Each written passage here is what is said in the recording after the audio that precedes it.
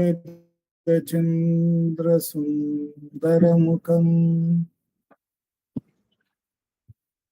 Tamraravindekshana Bhaktabhishtavarabhayapradakaram Kaupinatrojvalam Svatmanandarasthanubhuti vivasham Sarvanavadyangakam Srimantam Shri Ramanishwaram Guruvaram Yogasana Dhyasitam Dhyayet Shri Ramanishwaram Dhyayet Shri Ramanishwaram Dhyayet Shri Ramanishwaram Hridaya Kuhara Madhye Kevalam Brahmamatram Yahamaham Sakshatatmarupena Bhati Hridivishamanasa Swam Chinvata Majjatava Pavanacharanarodha Atmanishto Bhavatvam. Namo Ramana. This Tuesday Atma Vichara session from Ramanacentre for Learning, Bangalore. We have been reading and meditating on Bhagavan's teaching from the book Years in the Presence of Ramana, my Master, which is Mahakrishna Swami's reminiscences of his stay in Ramanacentre, which has been originally edited by our founder president, Sri A.R. Natarajanji. After week's question and answer, meditating on it by Bhagavan's grace, we will have a 20 minutes self-enquiry session. Following that, today Ujwal ji would be contemplating on the celebration of the Deepavali and its relation with the self. And finally, we will have the concluding prayers to Bhagavan. We have been reading Bhagavan's Upadesham from this book, where from the chapter 2, where Mahakrishna Swami highlights very clearly many of the conversations between Bhagavan and devotees, wherein Bhagavan is trying to make it very, very clear that the happiness, that is the self, which is the natural state of being. So Bhagavan, in all his teaching, is asking us how he is asking us to turn to that natural truth, which is effortlessly available. So Mahakrishna Swami is highlighting this beautifully through various question answers which he has gathered. So we will look at them.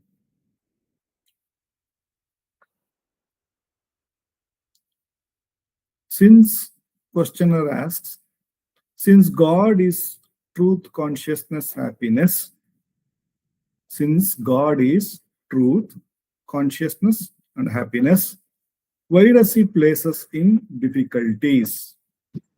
Why did he create us? This is the question. Let us look at how Bhagavan naturally brings the answer to what is practical and natural. It is the most important thing of Bhagavan. So let us look at that.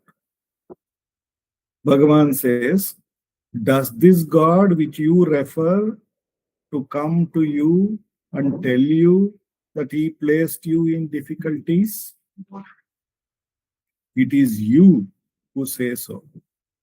And once again, it is the false I that is expressing it. If this I disappears, there would be no one to say that someone created this or that. The consciousness body is the false I. Abandon the body which is tied to unconsciousness. This is done by seeking the divine essence. Very beautiful answer.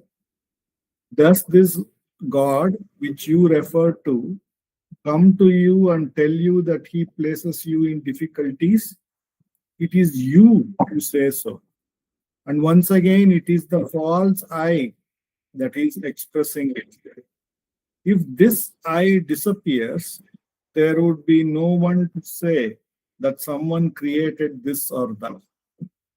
The consciousness body is the false I.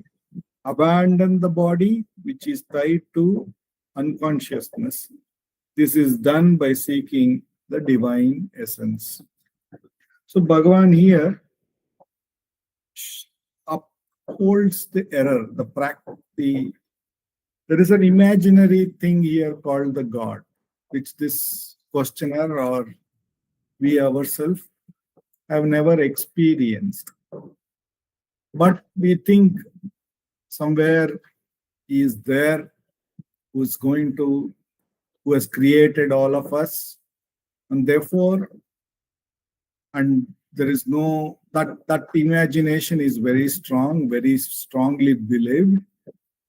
And therefore, since I am living there because of his creation, and I am experiencing a lot of difficulties, then what I have heard about this God that I am referring to is said to be very truthful, very happy, and is full of consciousness, is pure consciousness. So how can such a truth, happy, and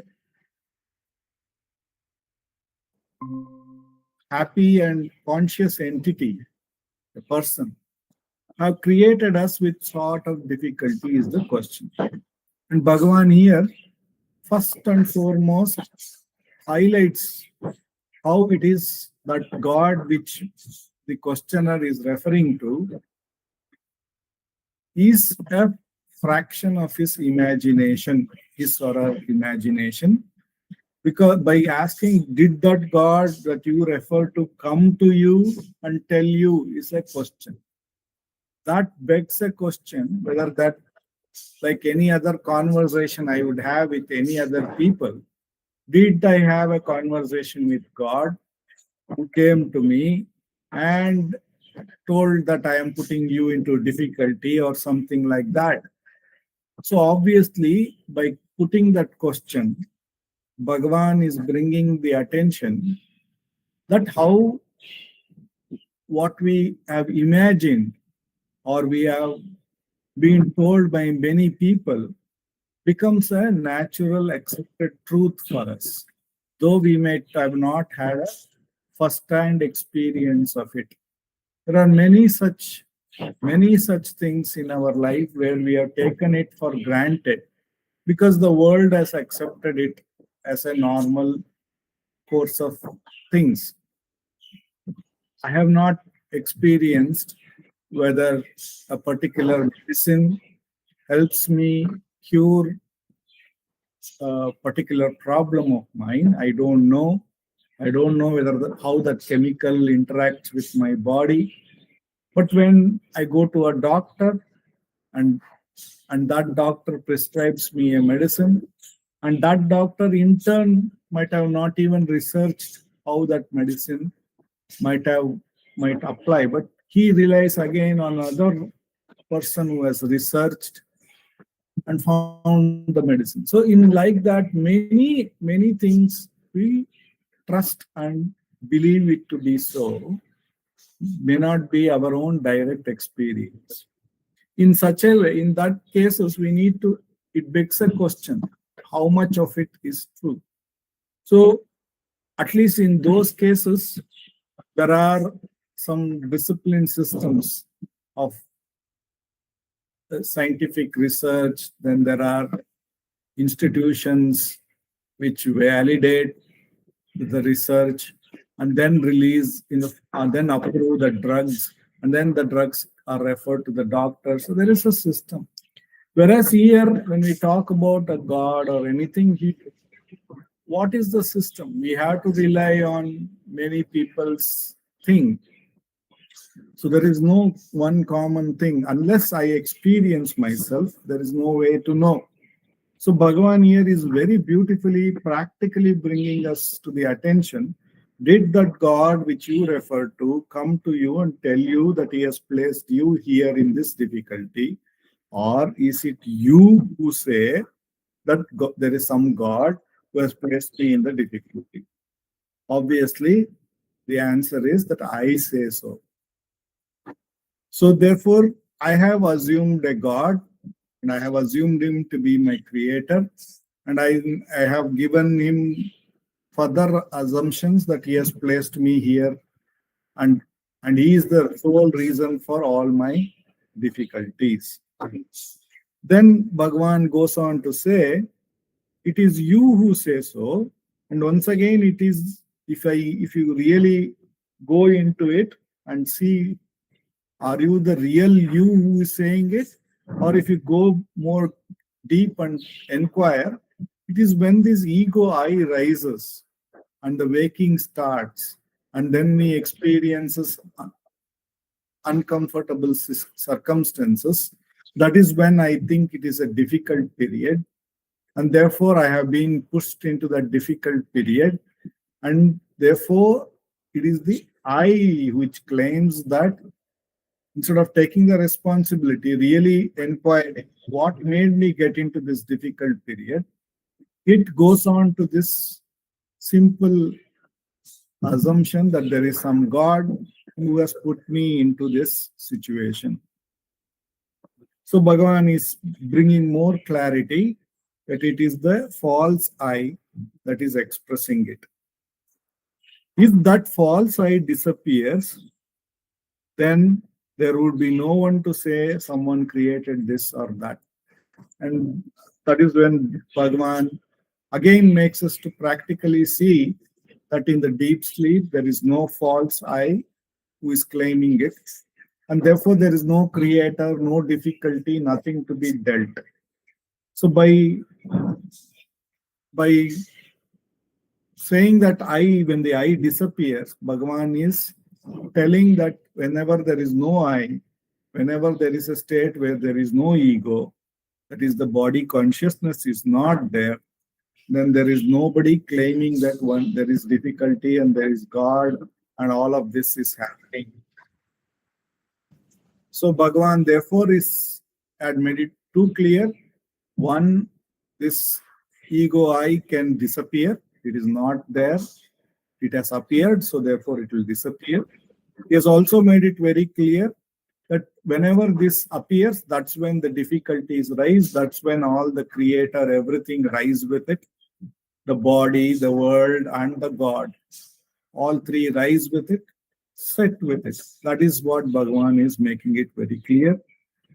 Then he is saying that this I which rises, what has it done? It has identified itself with a body. It has taken itself to be a conscious entity, and further it has limited that consciousness to the body. And that is the truth, whether we look at I experience, whether in the waking or in the dream, we will be limited to some idea of oneself. And in the waking, it may be to the body.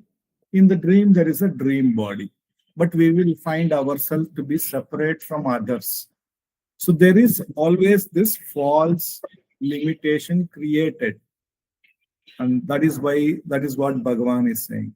So this I is a false limitation, and it is something that can appear and disappear, and it is that entity which is claiming of God, difficulties, and all the things, is Bhagavan's clear message here.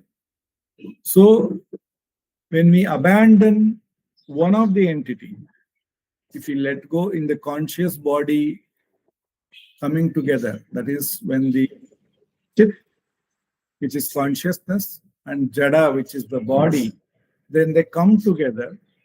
If we let go one of them, the other we will find to be free of it. Like if I let go the body, we recognize that the consciousness can remain as it is. So Bhagavan is asking, abandon that body which is tied to the consciousness. This can be done by seeking the divine essence, the divine truth, the real I. If we can find that, Bhagavan is assuring that we can let go of the body. We recognize that the consciousness can stay all by itself, and from that state, where would this questions of truth, consciousness, happiness, difficulty, creation will all rise. Until we go to that divine essence, Bhagavan says we will be holding on to this false imaginary I, and that these questions will be there. The only way is to abandon that. And how does Bhagavan help us abandon this ego? He asks us to inquire, to whom is all these thoughts? Who am I? And by repeatedly putting this question, we abandon the thought, we turn the attention to the I, who was the source of this thought, and we don't even stop there. We recognize this I, and the thought is all in this body. Therefore, who am I? Am I this body? What do I really refer to as I?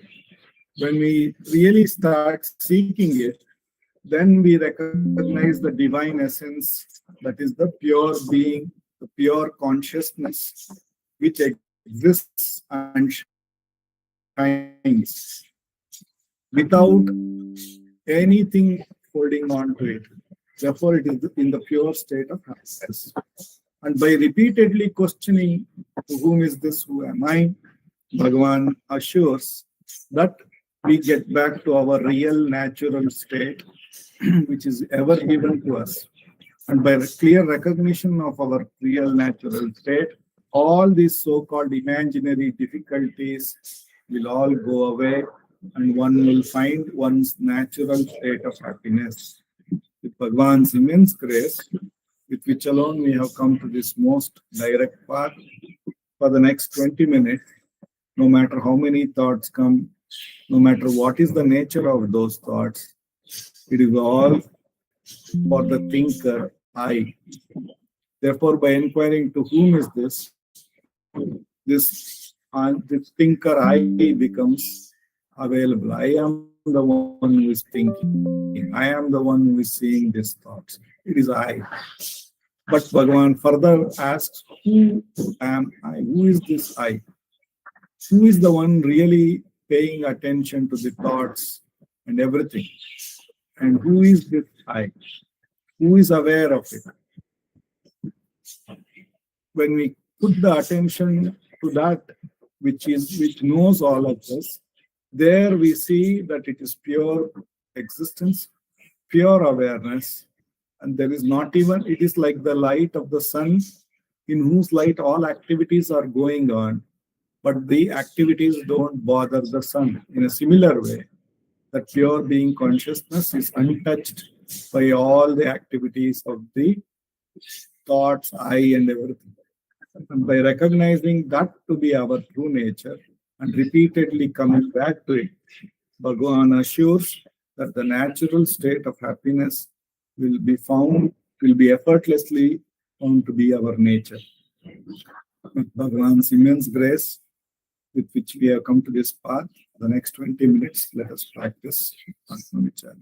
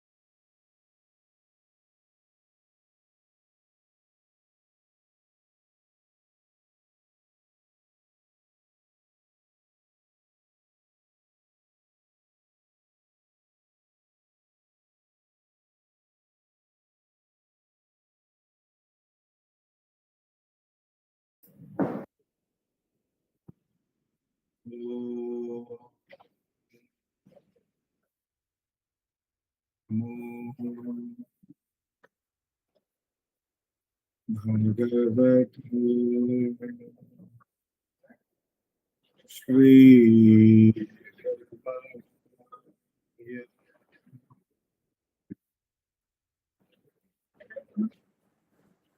Wall to Ujwal, Namo Ramana Ujwal.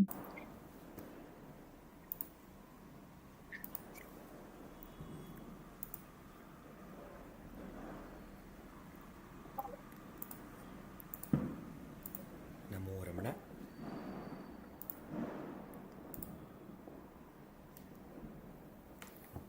Namo Ramana.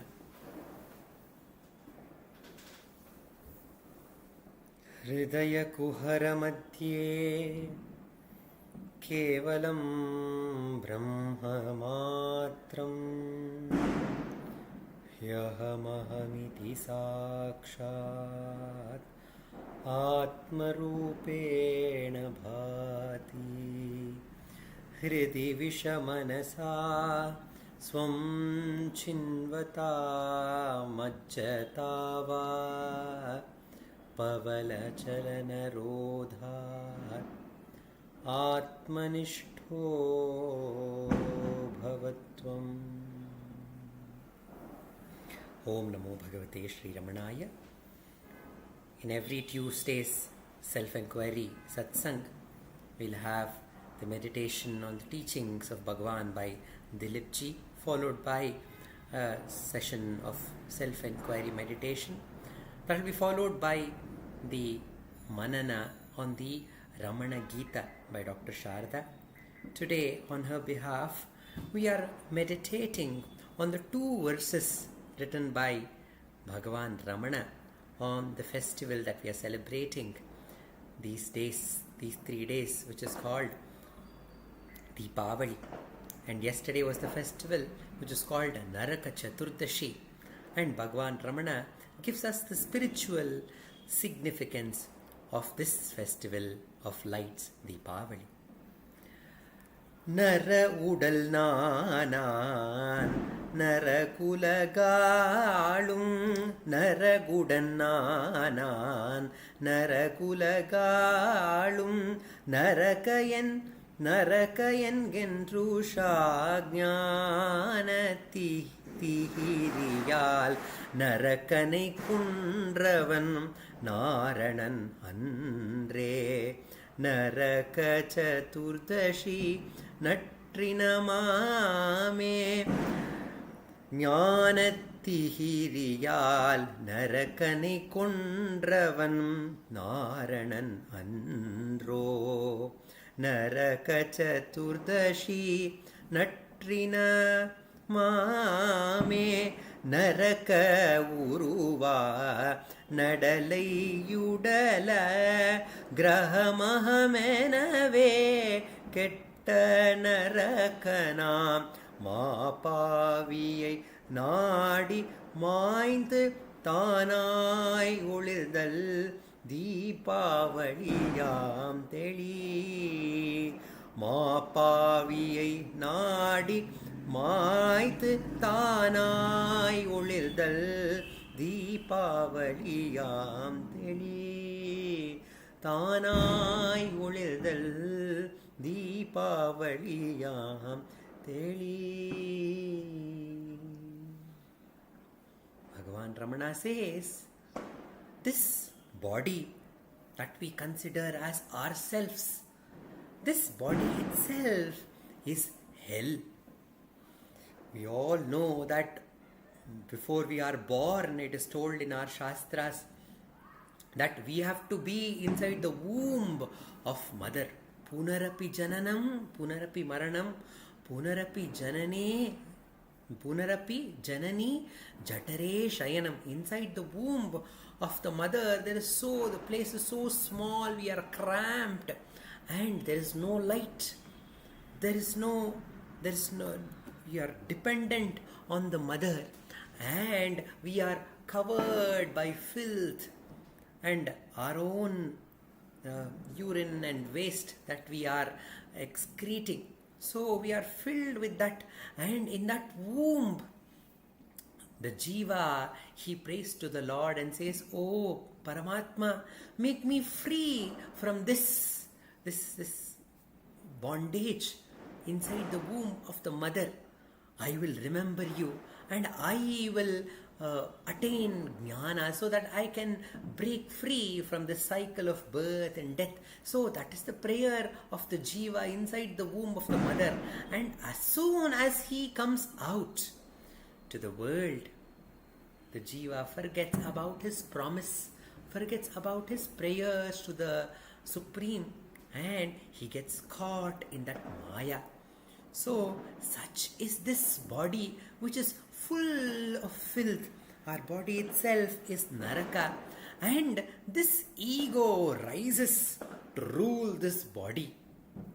And that ego is none other than Narakasura. And the day when this Narakasura was questioned, inquired, from where do you arise? And with that, the questioning, the Sudarshana Chakra of questioning, who am I?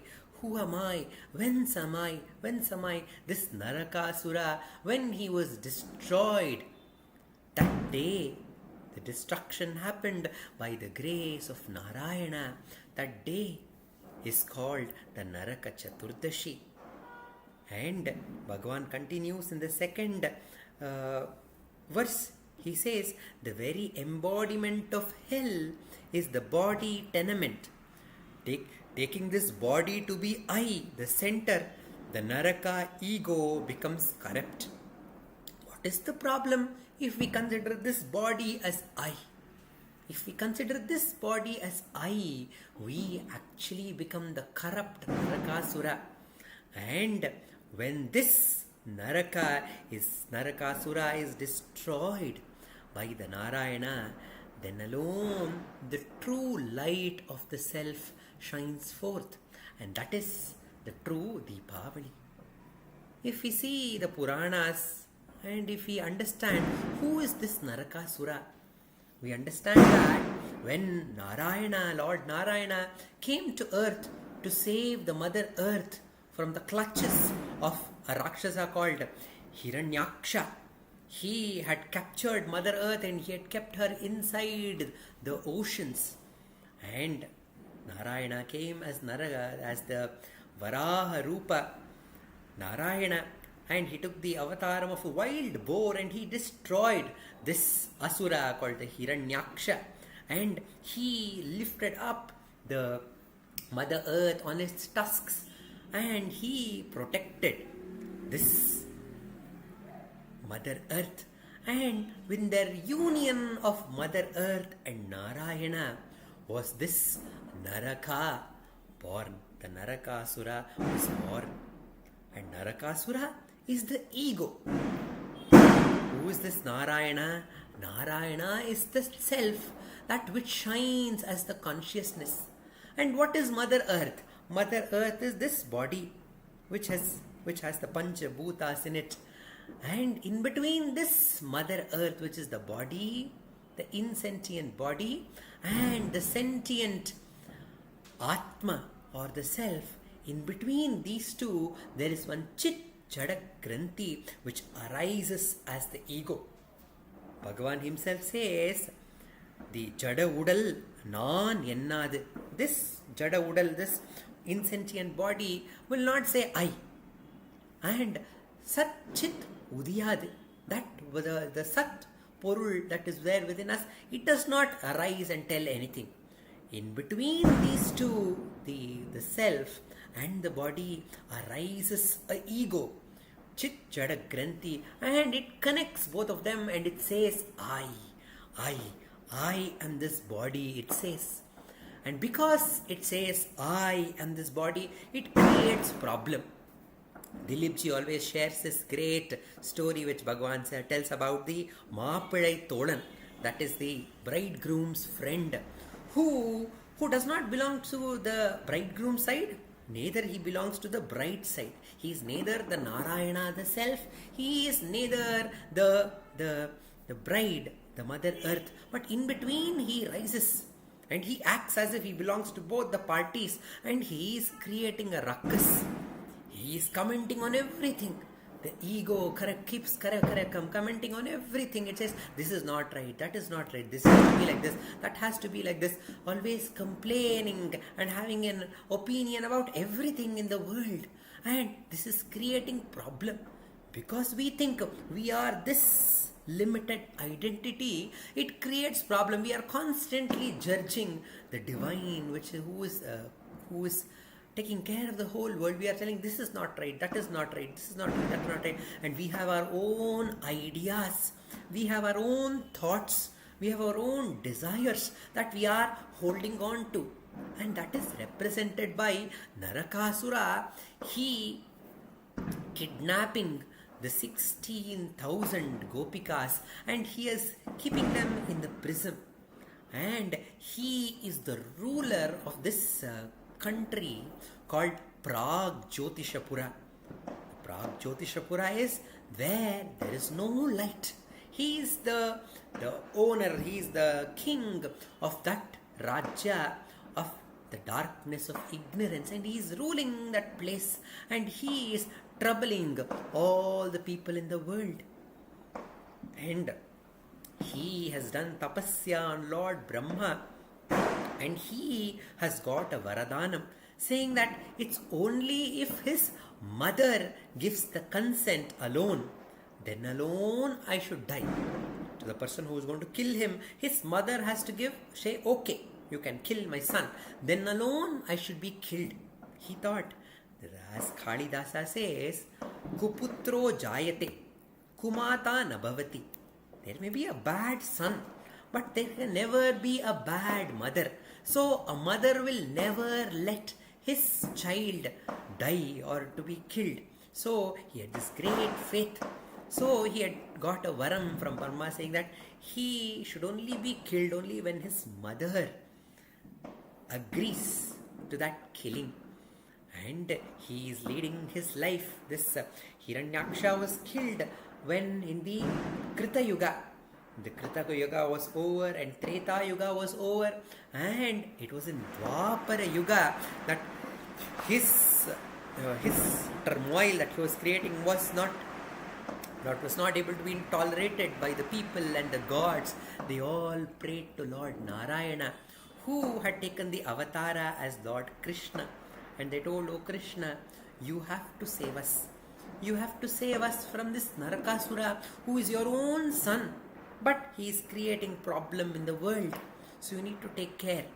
And Krishna, he went to his wife Satyabhama. Satyabhama is the avatara of Mother Earth. And Rukmini, of course, is the avatara of Mahalakshmi.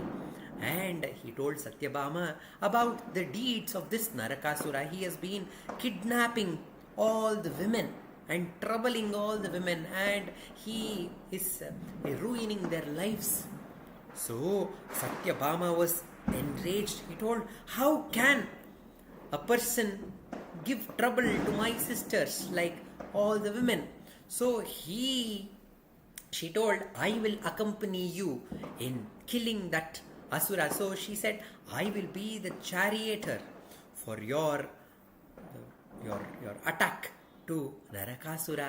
And they both, Satyabhama and Shri Krishna, in one of the versions they say they went on the Garuda Vahana, and she was riding the Garuda, and Narayana with his Sudarshana Chakra, he destroyed the Narakasura, and with complete the blessings or complete hand agreement of his mother Earth, who had come in the form of Satyabhama.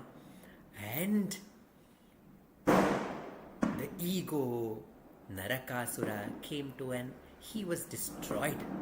And when the ego is destroyed, the darkness which has been collected for many millions of years, the Great One says, if you just bring one light, one lamp, that destroys the darkness which has been there for many millions of years. So we may be drooped in the darkness of Narakasura, the ego, but when the enquiry, with that spark of enquiry, the jnana is lit.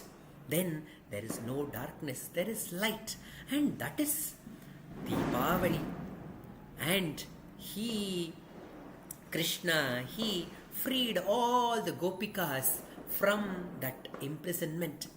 And the gopikas said, "Oh Lord Krishna, we have been captured by an asura for such a long time, and if we go back also, nobody will marry us.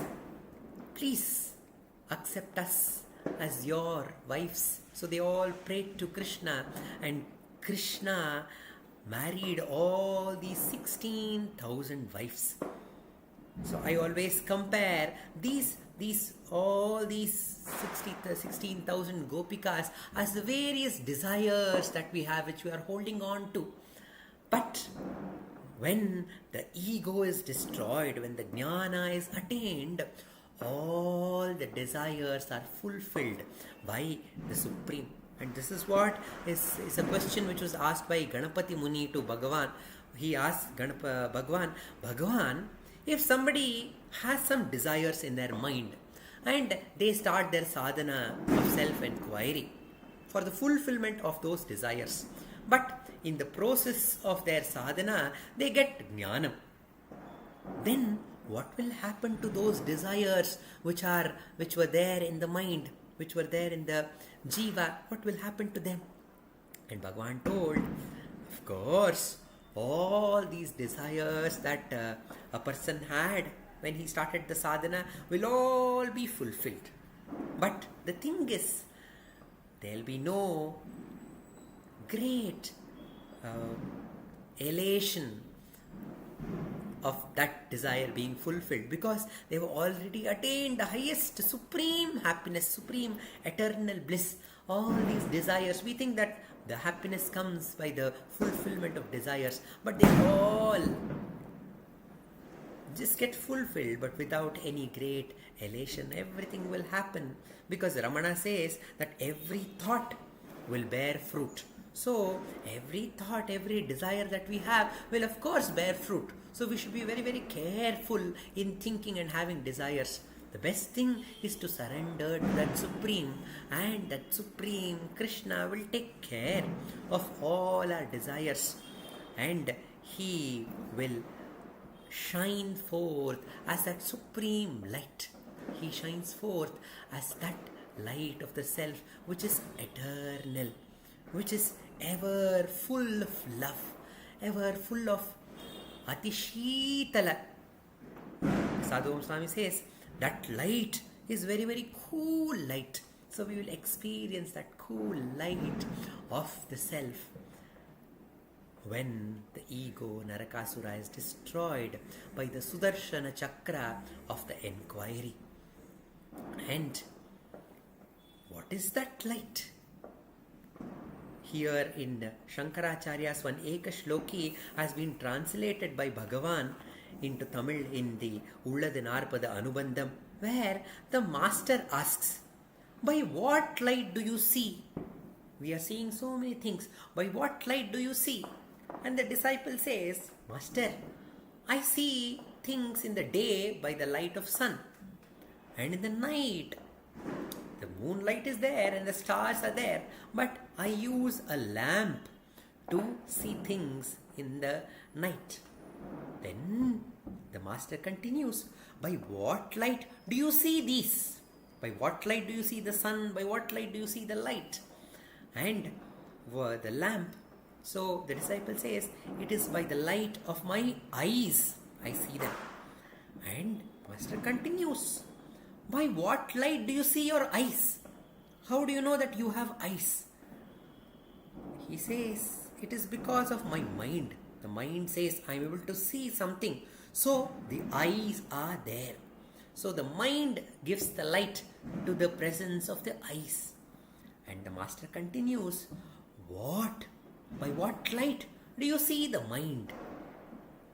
How do we know that the mind exists? And he says, that is by the light of the self. And master says, you then are the light of lights.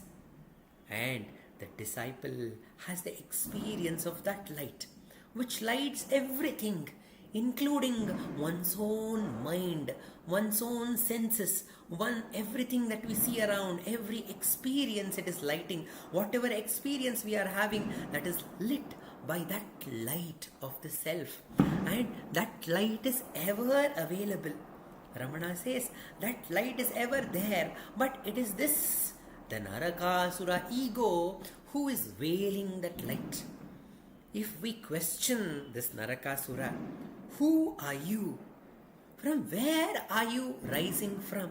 If we ask this question, that question is like the Sudarshana Chakra. The devotees say it is the Brahmastram. It is the Rama Bhanam which destroys this Narakasura and makes the true light to shine forth. And that true light is Mahalakshmi. That light is the great treasure which is available to each one of us. And that is Shri that we celebrate and do puja during the Deepavali. And when that light abides in us and we are able to see that light, then there is no conflict. Where there is no conflict is called Ayodhya.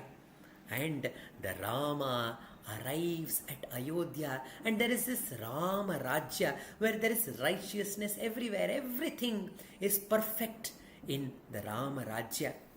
Gandhiji says the Rama Rajya is when nobody has any fear.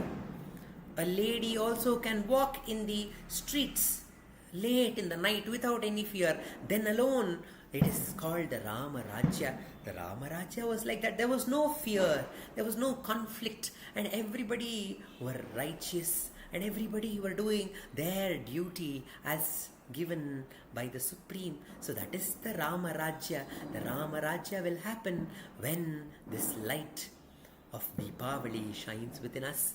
And Ramana says that light is our own true nature, that is ever available. Only by realizing that the presence of the light, we can truly celebrate Deepavali. That is the significance of this festival called Deepavali. Sadhuvam Swami says, Solli vilaka unnai சொற்களுண்டோ உலகில், சொல்லி விளக்க உன்னை சொற்களுண்டோ உலகில், ஜோதியுள் ஜோதியாக ஜொலிக்கும் சுயஞ்சுடரே, ஜோதியுள் ஜோதியாக ஜொலிக்கும் சுயஞ்சுடரே, அண்ணாமலை தனிலே அமர்ந்திருக்கும் அரசே, ஆனந்தமான வாழ்வை அடியேனுக்கு அருள் செய்வாய், அருள் செய்வாய் ரமணதேவா, அருள் செய்வாய் ரமணதேவா. How can I even describe you, O Ramana? You are the self, but you are the light of lights. Jyotiyul Jyotiyaha Jolikum Suyanchudare. You are that Swayam Prakasha, self-luminous light, the self which is shining in the heart, which is called Annamalai, Arunachala. Please bless me with that life of eternal happiness, says Sadhu Swami. Om Namo Bhagavate Sri Ramanaya. I request Sri Dileep to sing the concluding prayer. Ujwal ji, can I speak? Let just Dileep 2 minutes. sing the Sure, please. prayer.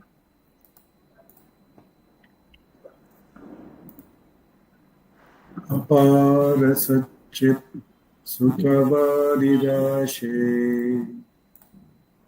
Yasyormimatram Vanam Samastam Guhahitam Tam Ramanam Gabhiram Chinta Vihinam Hrudi Chintayami Chinta Vihinam हृदि चिन्तयामि।